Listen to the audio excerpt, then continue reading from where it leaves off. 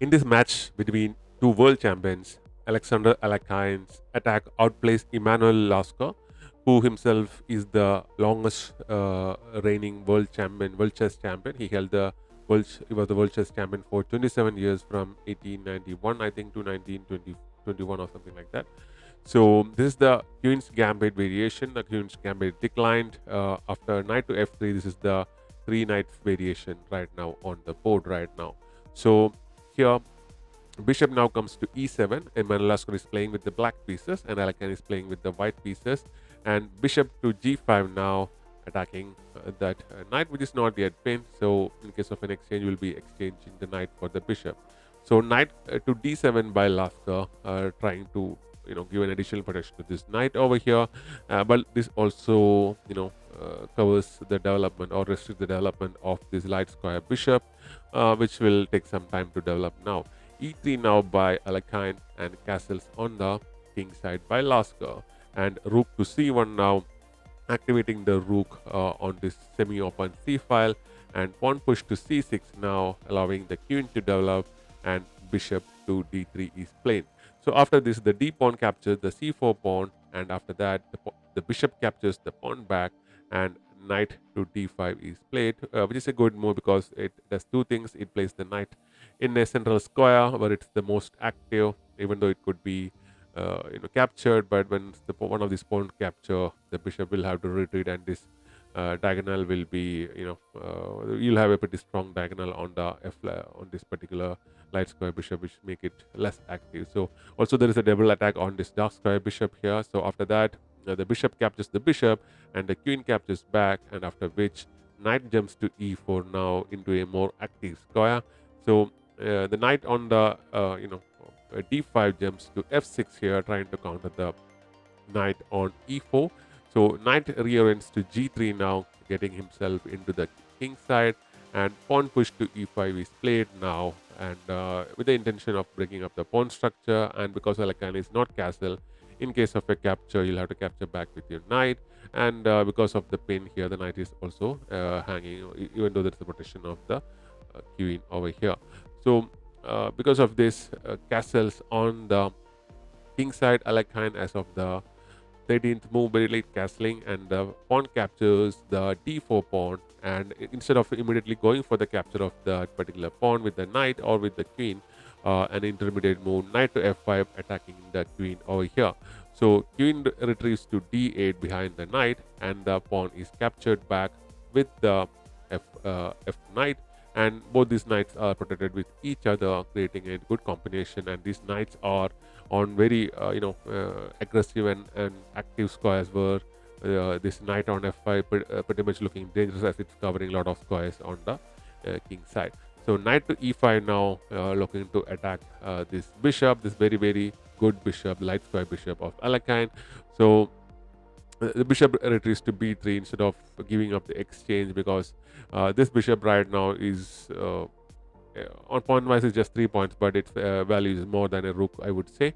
So bishop now comes to f5 and captures the knight, and the knight captures back with an now the both the queens have a standoff right now, and queen goes to b6 now, trying to activate the queen on the queen side, and also allowing the rooks to take control of the d file, and queen to d6 now, taking the opportunity to develop your queen to d6, and joining an attack on that f7 pawn over there.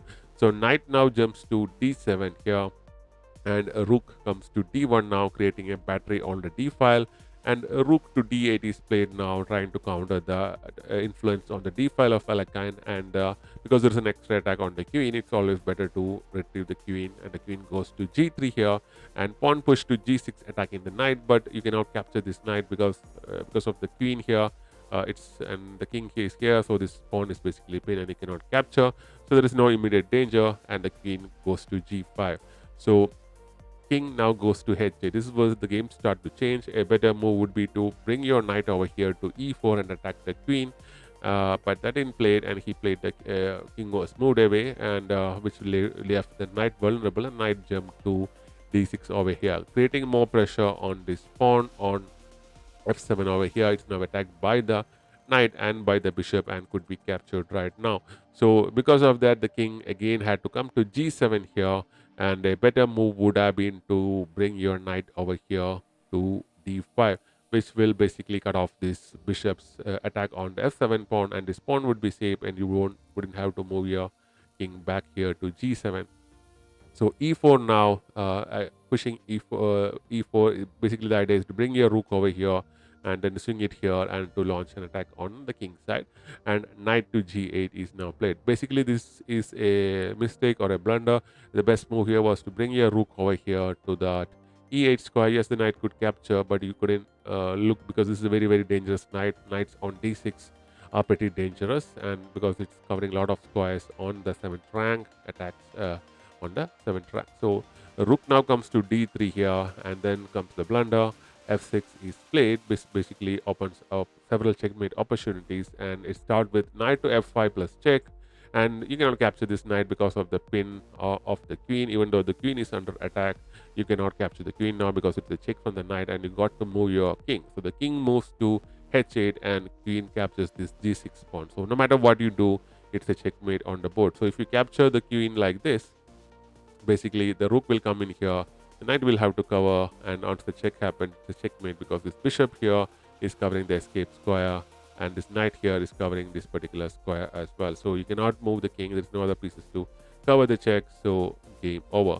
So if you move some other move, like you bring your rook here and sacrifice the rook, and the king can just capture this rook, and after the following moves, this knight and the queen combination will deliver the checkmate. So that's the game. So I hope you liked and enjoyed this game. It was a good attack.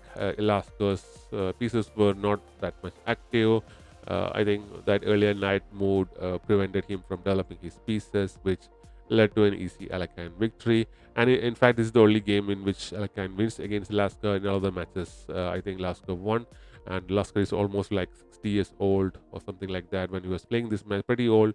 So even at this age, he played like this. It's an achievement in itself. So thanks for watching. We'll be back with more such videos.